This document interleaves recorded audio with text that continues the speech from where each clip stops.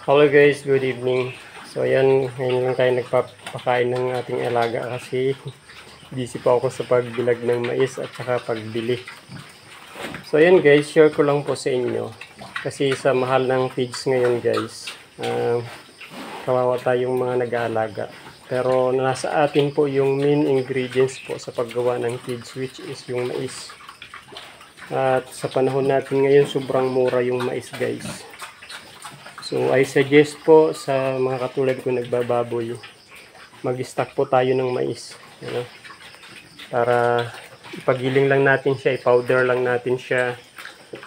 Gusto kong ipakita itong mga alaga ako dito guys. Ito yung outcome ng formulation na ginagawa kong pakain sa kanila.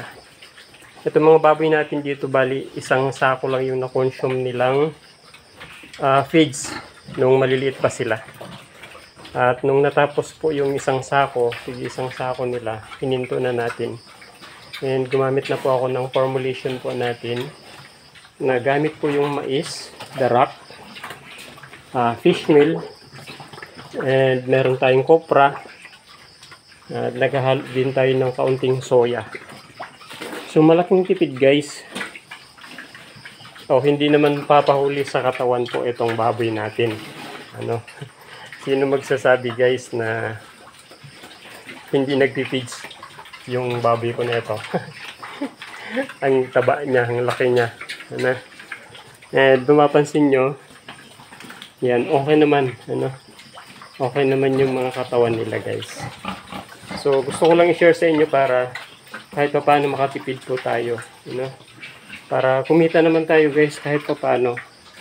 Hindi lang po yung mga nagbebenta ng feeds po yung kikita, which is binibenta natin yung mga produkto natin ng napakamura. Pag bibilhin natin sobrang mahal na. So why not na pakinabangan natin siya para makatipid tayo sa ating mga alaga. So nagpo-pulverize po ako ng mais, kasi perfect po yun na panghalo natin sa pagkain nila para mabilis matunaw po.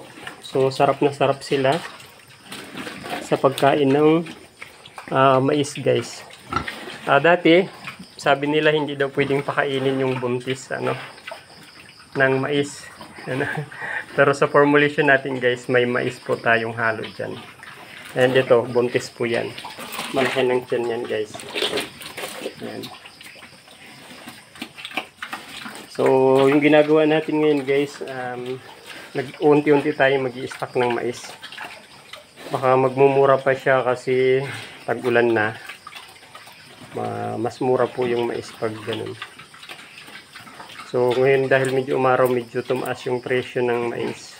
Yung kuha ko kaninang umaga, 8 pesos. Pero kaninang hapon may kinontak ako, 8.70. So may kukunin tayo bukas. 8.70 po yung per kilo niya. So, mag-stock po tayo kahit kaunti guys. Malaking bawas yun sa gastusin natin sa pakain ng feeds. So, yan share ko lang guys sa inyo. Thank you.